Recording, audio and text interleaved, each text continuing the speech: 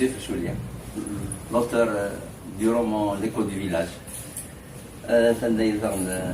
Notre ami Zidane. Une deuxième fois, la semaine. C'est le cas, merci. La semaine où tu es dans le monde. Merci beaucoup. Voilà. C'est-à-dire, on a invité M. Fachoulia parce qu'on a sur son roman, mais avant, vous avez écouté ce séminaire-là. Damoul Bachir est né en 1953 à Iguir el-Sheha, un village au Damizor. Après des formations d'ailleurs en Algérie et en France notamment, Maroc, un copain, et en France notamment, il a exercé le métier d'enseignant de la langue française au collège puis au lycée. Et en parallèle, il travaille en tant que professeur associé à l'université et à l'UFC, ainsi que dans différentes écoles. Et qui ont donné au départ, il est l'auteur du roman L'écho du village qu'il a édité le mois d'août dernier chez les éditions Tel Interprète.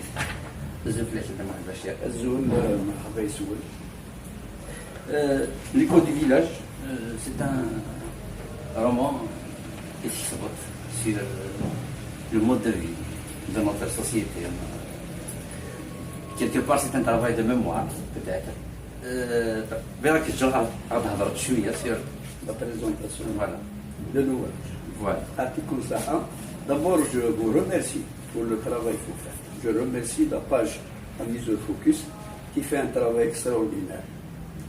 Parce que quand je lis ce que vous faites, ce que vous postez sur la page, avant même de vous connaître et de savoir même qui est à la tête qui est l'auteur de cette page, vraiment ça m'a séduit. J'étais vraiment séduit parce que c'est vraiment honorable. Et aujourd'hui, je suis là, bien sûr, je suis très honoré d'être là avec les anciens élèves qui sont quand même, qui ont un niveau assez laïque. Bon, mon roman, le roman que j'ai écrit, d'abord, avant de l'écrire, j'ai eu des pressions de la part de certains collègues. Il قارن الشيخ مكرت صفار كما كنت جاتيا. Bon, je ne voudrais pas citer de nom à la حال. Je les remercie au passage parce qu'ils m'ont vraiment encouragé à le faire. Et on ne devient pas écrivain comme ça, on ne peut pas écrire un roman quelqu'un. Il faut que ça vienne de source, comme on dit. C'est-à-dire, j'avais déjà des écrits, parce que j'avais commencé à enseigner à l'âge de 20 ans à peu près, le français, en 1974. C'était au CNEA d'Amizour, le lycée actuel. Bon, ensuite je suis passé au CEM et au lycée par la suite, après avoir fait des études supérieures. Et comme vous l'avez déjà annoncé, j'ai eu la chance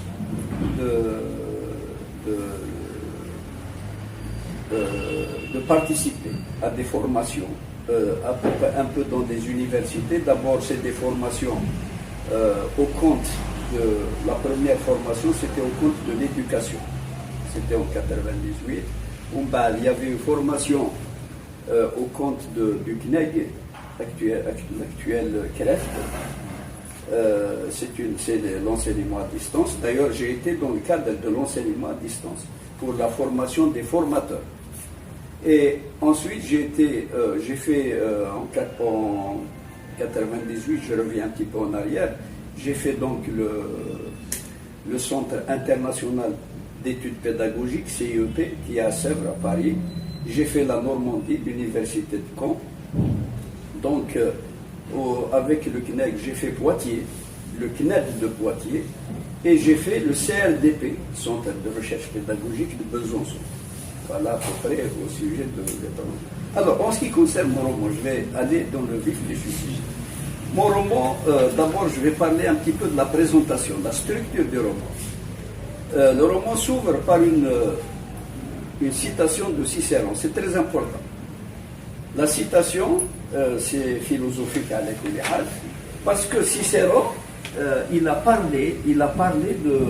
s'est inspiré du traité de Platon, les 12 volumes de Platon, où il parle des lois qui sont inhérentes essentiellement aux sociétés.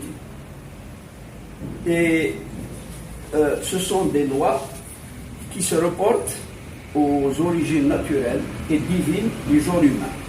Bon, la citation, je l'ai écoutée parce que j'ai le texte, c'est un long texte. J'ai choisi juste, avant de mettre la citation, j'avais déjà pensé à mettre des citations. J'en avais deux, détaillées, il y avait cette citation, il y avait une autre de Montesquieu, de l'Esprit des lois.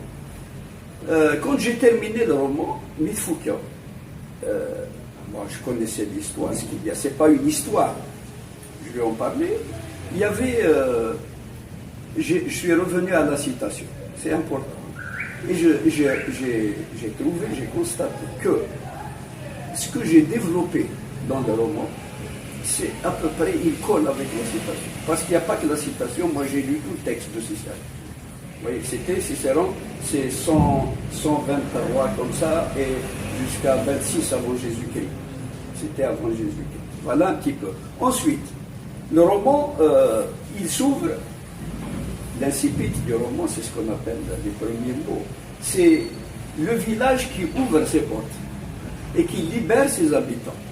Qui au travail, et on va suivre un peu ces personnages qui vont aller au travail, qui vont aller à l'école, et toute une vie à l'intérieur du village. Et c'est cette vie que j'ai essayé de raconter, que j'ai essayé de rappeler. Ensuite, le roman, je vais aller au bout, il se ferme par un autre passage où il est dit que le village ferme ses portes. Il compte ses habitants et il les garde jalousement à l'intérieur. Et pour les absents, tant qu'ils sont vivants, ils ne seront jamais oubliés parce que l'écho du village sonnera toujours à leurs oreilles. C'est la fin du roman. Vous voyez? Ensuite, il y a le roman. Et le roman, c'est quoi? C'est un magma de scènes à l'intérieur où j'ai mis un petit peu j'ai raconté comment vivre il y a un peu tous les thèmes de la vie, tous les thèmes de la vie. Il y a la vie, il y a la mort, il y a le mariage, il y a les traditions, il y a l'amour, il y a un peu de tout. Il y a un peu de respect. Oui, beaucoup plus, parce que là je vais y arriver. Ouais. Parce que le roman, il est basé beaucoup plus sur le respect et l'entraide. Ouais. C'est-à-dire que la vie ensemble. Et je crois qu'aujourd'hui, à cette heure, les gouvernements, tous les gouvernements du monde, ils se basent, ils sont en train de chercher des moyens pour arriver à ce phénomène de vivre ensemble. Ils sont en train de le rechercher. Et on en parle un petit peu partout dans les médias. Alors qu'il existait déjà dans nos sociétés traditionnelles anciennes. Le vivre ensemble existait. Zahn, le roman, bon, il y a des événements qui se sont déroulés, etc. Parce que c'est un peu, bon, c'est basé sur la réalité des villages, mais c'est de la fiction. Ça reste de la fiction. Parce que les personnages sont complètement, ce ne sont plus les mêmes personnages. Donc il y a un travail d'imagination qui est fait. Mais il y a quand même un peu de vrai à l'intérieur. Mais ça reste toujours de la fiction. C'est le roman. Donc tout roman est fictionnel. Donc là, il y a un magma donc de scène. Et j'ai essayé de corroborer, d'illustrer un petit peu cette vie par des contes. Parce que le conte, Zifnir, chez nous, le conte c'était quelque chose de formidable, c'était quelque chose de constructif, c'était quelque chose de moralisant, c'était la morale. Bon, vous avez certainement lu le roman, il y a le conte des animaux, le cheval, le lion et le chacal, je ne vais pas raconter. Il y a aussi les chacals qui ont l'histoire dans la Jum'a du pauvre et du riche, la parole qui est donnée aux riches et aux pauvres. Et on a vu un petit peu tout ça. Donc tout ça est développé. Voilà un petit peu globalement ce que je voulais. Et à travers donc tout ce magma donc, de scènes d'histoire, j'ai voulu asseoir les valeurs traditionnelles, les anciennes valeurs, telles que les plus importantes, c'est la patience,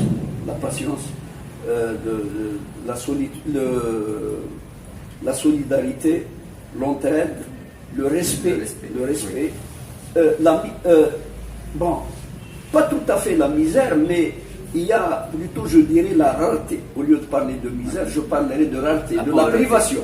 Les gens vivaient pauvrement. Il y avait la rareté. Ils étaient privés de pas mal de choses. Mais ils étaient heureux. Ils étaient heureux parce qu'ils étaient ensemble. Ils étaient heureux parce qu'ils s'épaulaient. Ils étaient heureux parce qu'ils s'entraidaient. Même si, parallèlement, ils se jalousaient. Ils s'épiaient. Parce que apparemment ils vivaient tous ensemble. Ils étaient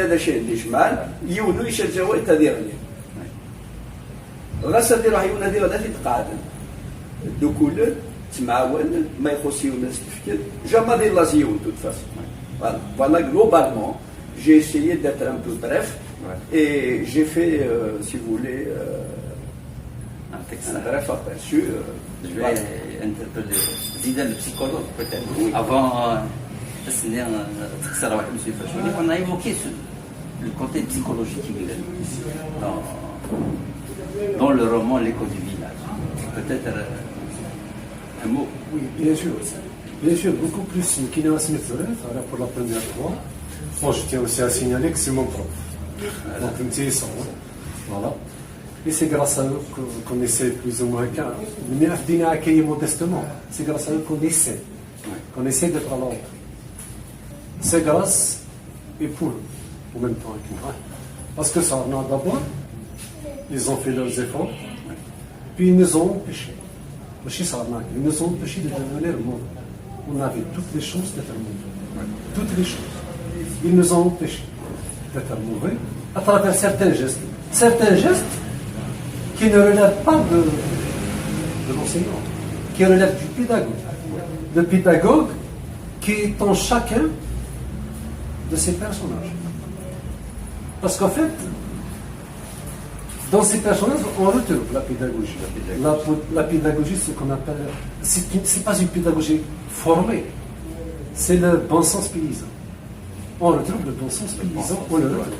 Et le bon sens paysan est toujours pédagogue. Voilà. Ce que je tiens à signaler aussi, voilà, c'est ma première lecture. Voilà. Je me suis dit, mais arrête, je retrouve des fois quelqu'un comme ça qui se croise. Des fois, d'ailleurs, je vais lui poser la question. Je croise Katib Yassine. Je ne le croise pas parce qu'il est beaucoup plus académique. Katib Yassine, il est beaucoup plus éparpillé.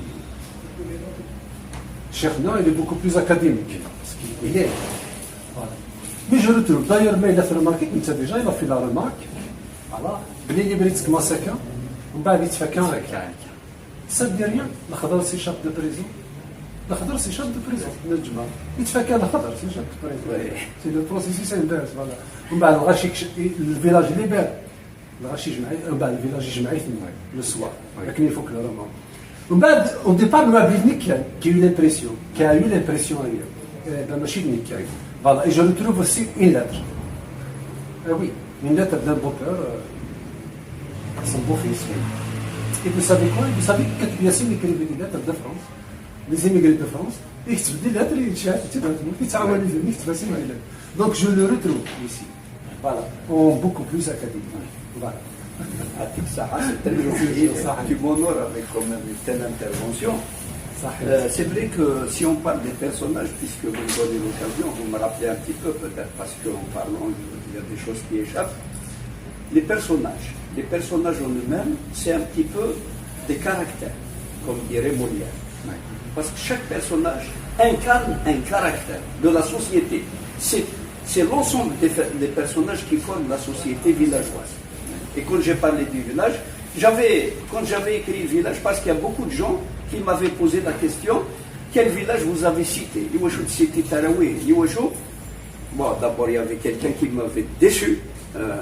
Première remarque, il n'est que c'est l'histoire de... Bon, je ne parle pas de l'histoire, je fais de la narration d'abord, je fais de... Bon, Malish. Et j'ai écrit 3 pages en citant un petit peu des villages alentours. Voilà. Au bad, je me suis dit, tiens, moi j'écris un roman, j'aurai des lecteurs. des lecteurs de la wilaya et hors wilaya et hors Voilà. qui va traverser la Méditerranée. D'ailleurs, il a déjà traversé la Méditerranée. Il est déjà en France et il est aux États-Unis. Et il est sorti d'ailleurs, voilà, il est sorti de la wilaya. Des gens le demandaient parce qu'ils ont vu sur Facebook, il y a des gens qui le connaissaient, j'avais des collègues d'université, etc. Et ils m'appelaient pratiquement tous les jours. Où est-ce qu'on pourrait lire votre roman c'est des gens quand même plus ou moins qui ont un certain niveau. Et bien,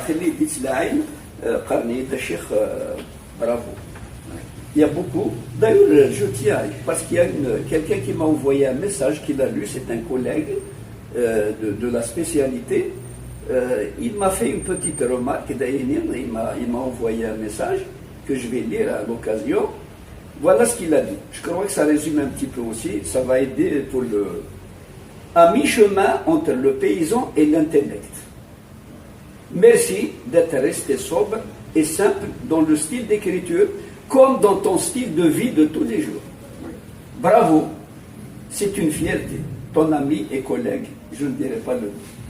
L'impacité de Parlons de la simplicité et la facilité de lecture quand le roman L'écho du village. Justement, effectivement, C'est quelque chose. c'est tout le monde qui va le dire et qui va dire c'est un langage très simple qu'on comprend. Ah, mais tu sais que ce n'est pas du tout facile. Oui, certainement. Justement, c'est facile à lire. Mais vas-y, reproduis. Exactement. Je ne pourras pas. Ça pousse à lire, à relire. Voilà. Oui. C'est ça justement qui On caractérise. ressent la nécessité de lire une deuxième fois. Exact. Et c'est ça qui caractérise l'académique. C'est pour ça que l'académique est très fort. Si on revient un petit peu, je m'excuse, à Nejma de Katib Yassine, c'est vrai que Katib Yassine, il a révolutionné l'écriture classique. Voilà. Il a, parce qu'avant, c'était, si on va chez Moulin Firaoul, Moulin Amri, etc., c'est le classicisme. Il y a la linéarité de l'histoire. Exact. Le récit est linéaire. Mais avec Katib Yassine, c'est l'écriture en spirale. Il y a des va-et-vient, des allers-retours dans le texte. On suit un personnage, puis parfois on le perd. D'ailleurs, ça me rappelle, il m'a fait rire. Il a d'akar باش يخرخر عروم ودينا دوما تزال هاد فير إن تزال هاد فير نعيا شد هذا فور إن دونا شي تلبيتو في علافة إن طلع فندنا إن دو ينغار إن طعم je n'ai pas dormi j'ai passé toute la nuit à dire pour trouver Ayesh إن دو توفي إن دو في علافة. Parlons d'Ayesh. Ça m'a vraiment fait rire. Parlons d'Ayesh, un ami de la page que je salue, Moussa, et que je vais se le connaître, qui m'a confié déjà qu'il a lu votre roman d'intrigue. Indaïd Daran, ça a vraiment fait écho au sein de sa famille. Mais Indaïd Brir, il y a un prochain, un deuxième roman, quel est le devenir d'Ayesh? Eh ben, je ne vous cache pas, c'est une question. Vous m'envoyez une flèche. Je suis à peu près à 40% du deuxième roman, qui est le prolongement du premier, où vous allez retrouver Ayesh exactement, parce qu'on a dit à la fin Ayesh est parti. Et ben moi j'ai suivi Ayesh. Je le suis à l'extérieur. Je ne le laisse pas tomber. Ayesh il est là, il est parti certes, mais il va s'installer. Il y a d'autres personnages du roman qui vont le suivre. Et ils vont se rencontrer.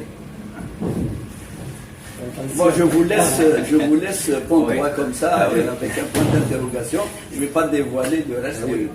Mais ça, c'est promis et je suis dedans. Je suis derrière Ayesh et ça continue. Et puis, écrire aussi, c'est ça. Écrire aussi, c'est vrai que c'est transmettre, mais aussi laisser l'autre voir. Écrire aussi, c'est laisser l'autre voir. Parce qu'il faut avoir la question a été soulevée plusieurs fois, surtout en philosophie et tout ça. Un autre récit, et c'est très bien qu'il a échoué. C'est pas qu'il a échoué, ça veut dire qu'il n'a pas réussi. On ne peut pas réussir à écrire. Parce qu'il atteint l'émotion. Un auteur, c'est celui qui a eu le courage de dire j'ai échoué, mais j'annonce.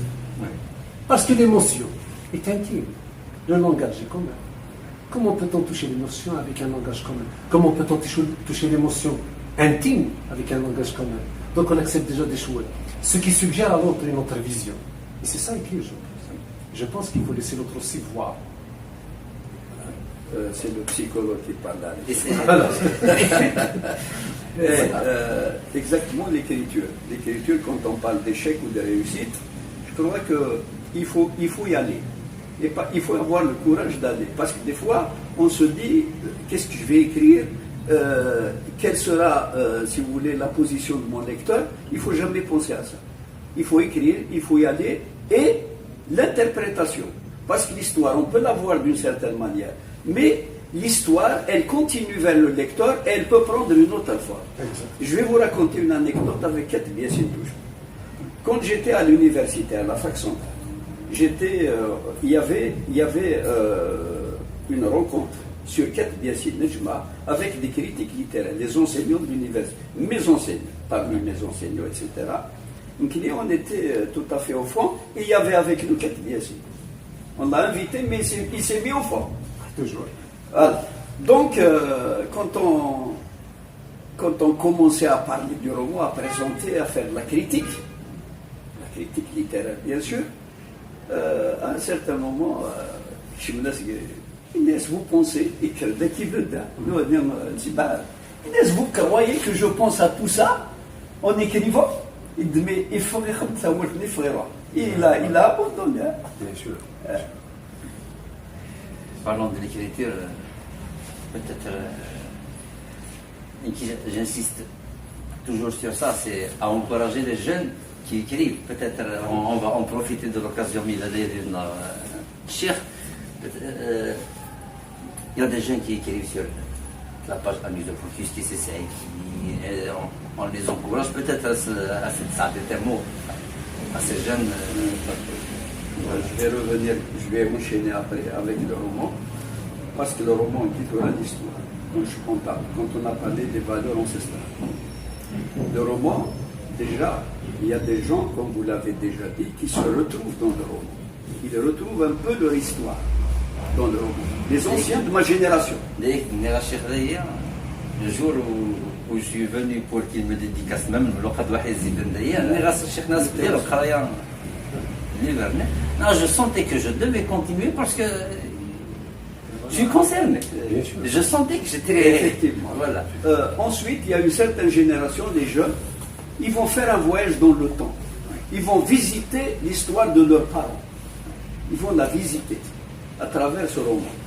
Maintenant, pour ce qui est des jeunes, les jeunes à Insura, malheureusement, nos jeunes, surtout que c'est en français qu'ils écrivent, ils ont beaucoup de difficultés avec la langue. Et je vais leur dire à ces jeunes, il ne faut pas que la langue devienne un frein. Il faut écrire, quel que soit le type d'écriture. Je ne vous cache pas que même des gens qui ont un certain niveau, un niveau quand même universitaire, etc., ils ont ce problème de langue aujourd'hui. Je suis avec eux à l'université, etc. Donc, les jeunes quand même, ils ont le savoir, mais ils ont le problème avec la langue. Parce qu'ils ne maîtrisent pas bien, parce qu'ils ont fait leurs études en arabe. Surtout quand on fait la base en arabe. La base, c'est quoi? C'est le CEM et le lycée. Quand on fait des autres matières en arabe, on se développe, etc. Mais sur le plan communicatif en français, surtout à l'écrit. Surtout à l'écrit. Parce que la langue française, c'est une langue quand même assez complexe. Sur le plan de la grammaire, de l'orthographe, du vocabulaire, il y a beaucoup de choses à l'intérieur que je ne vais pas expliquer aujourd'hui, parce que c'est des leçons de français, etc. Et dans le cas de la communication, la langue française, elle est complexe. Elle est très complexe. Et ça complexe les gens d'écrire avec, de parler avec. Les jeunes, je parle beaucoup plus des jeunes. Alors que la vieille génération, ma génération, la plupart, elles savent français, mais ils utilisent beaucoup plus le français que le kabyle, qui est sa langue maternelle, la langue du terroir. Parce qu'ils sont habitués à cette langue. Voilà un petit peu. Donc je leur dis, écrivez. Il ne faut pas que cette langue vous bloque. Parce que ce qui compte d'ailleurs, c'est des idées. Il faut y aller. Maintenant, la langue, ça se corrige la langue. Surtout que maintenant, sur le plan grammatical, de l'orthographe, etc., quand on utilise un micro, il vous corrige automatiquement. Il n'y a pas de problème. Donc déjà c'est une aide. Maintenant, la formulation, le style, ça viendra premièrement. Et exactement, j'étais avec quelqu'un, il faisait une thèse, il faut solliciter les gens du métier, il ne faut pas avoir honte. Au contraire, je me plie en 4 maladies, qui vient me dire, je me plie en 4 pour l'aider. Il faut y aller. Il faut y aller. Je vais en faire un témoignage à Zidane d'ailleurs. À chaque fois que je rédige, Niki personnellement, à chaque fois que je rédige quelque chose, avant de publier, sur le Chia et Soviet, on a résidé pour bien sûr, au contraire, une collection. Et j'apprends au retour. Et on apprend avec lui en même temps. Oui, bien sûr. Exactement. Voilà. Et il y a des fois des expressions, des mots. Oui. Il y a un détail que Cheikh a sûrement parlé. Des fois, il y a l'erreur dedans. Mais il avec la collection qui est dans certains, il a toujours un deuxième lecture. Donc, je le fais, même dans mes poèmes, c'est vrai que ma condition est très claire, que tu ne touches pas à la forme du vers à la fin. Mais maintenant, j'ai oublié un S, un E, parce que je vais l'oublier. Je sais que tu vas à l'article. Il y a toujours une deuxième lecture, une lecture qu'il faut faire pour ne pas épuiser des efforts. Je pense que quelqu'un qui a envie vraiment de dire quelque chose, qui a envie d'extérioriser quelque chose, il lui reste que l'effort. Il reste que l'effort. Et lorsque ça nous tient à cœur, on va faire ça. À l'école du village, je suis sur le côté psychologique, je suis sur le volet littéraire, peut-être. Une impression. Oui, le style. Je pense que, bon, question histoire, c'est pas l'histoire, cette histoire, l'école du village. J'ai longtemps habité le village, donc j'ai vécu ça. Je l'ai vécu intensément, il le sait. Je l'ai vécu intensément dans le moindre détail. Voilà. Moi, ce qui m'a subjugué le plus, c'est ce style, et c'est cette manière une touche un peu spéciale, qui fait que il te dit la chose, il te l'annonce. Tu sais que ça parle de toi.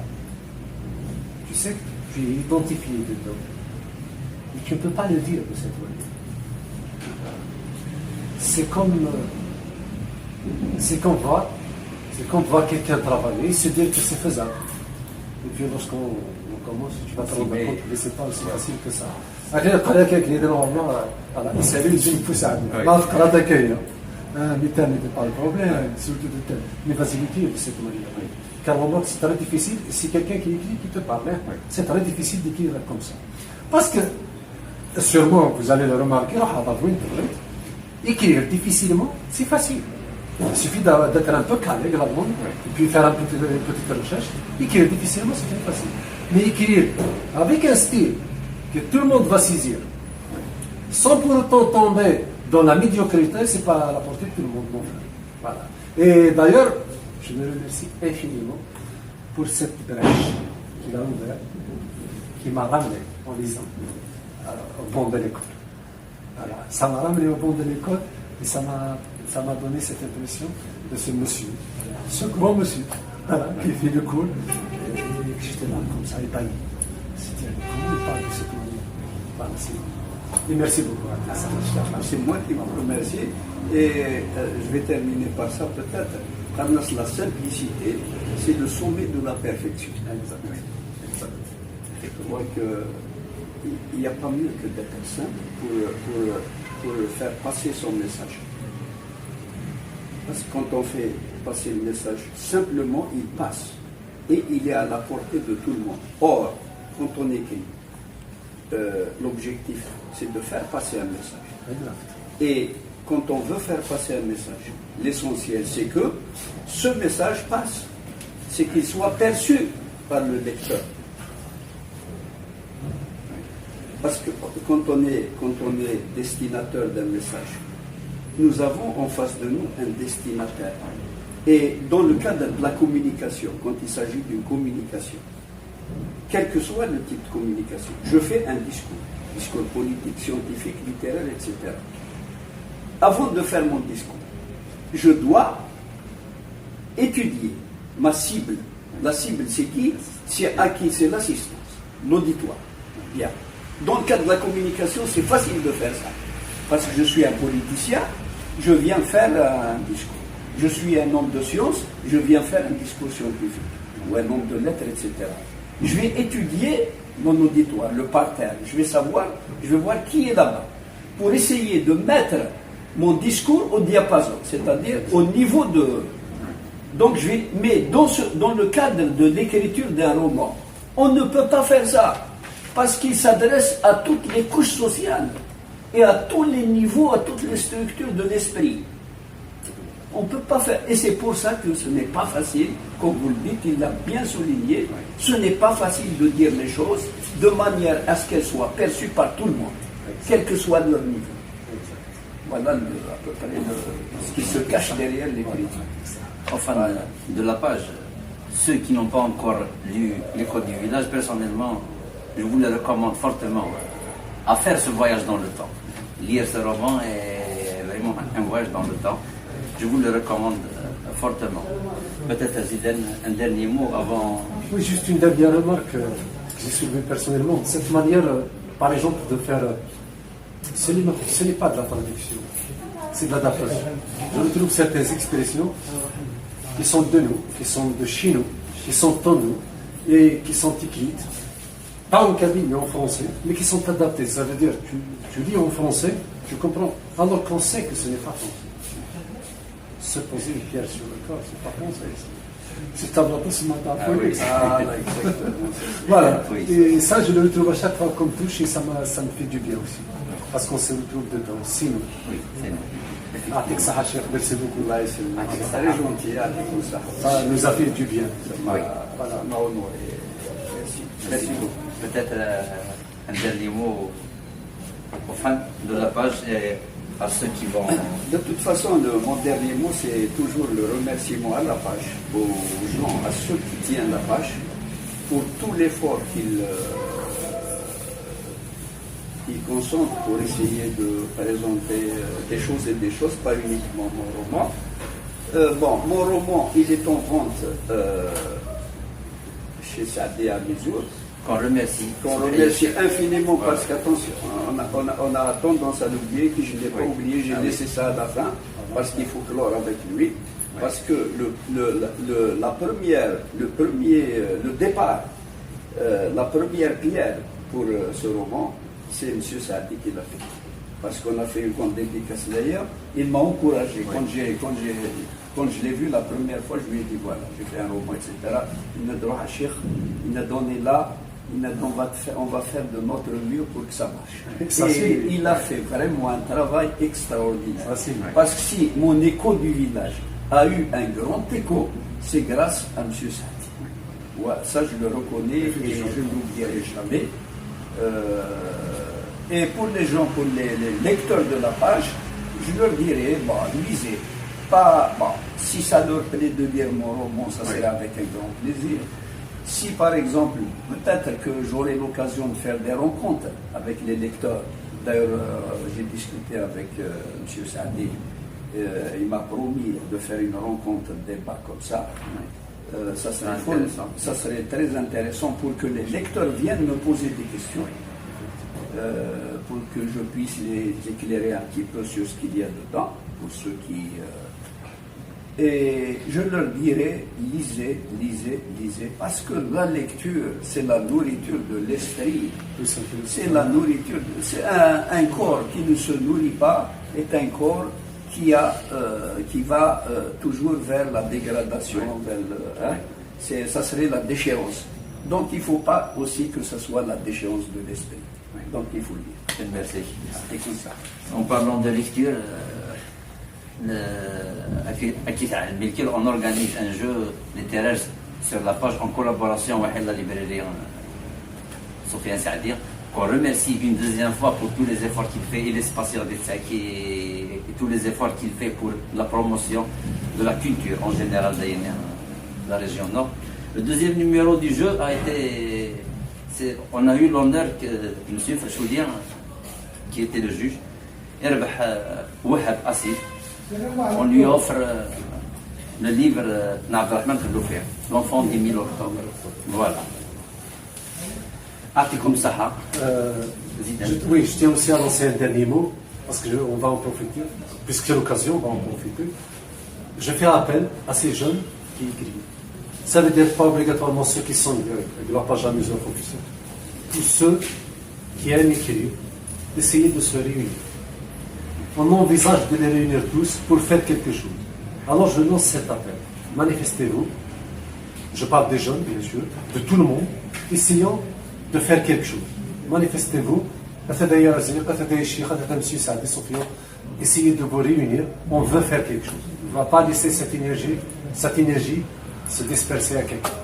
Voilà, merci beaucoup. Et on vous annonce que le livre, le recueil de poésie, Nzidem Moualot, sera très prochainement en vente, d'ailleurs chez Sofiane Saadien et ailleurs là-bas. On vous tiendra au courant des détails prochainement. Tellement Noël. يعطيكم الصحة. Et au plaisir. صحة الشفاء. Ça, c'est très utile.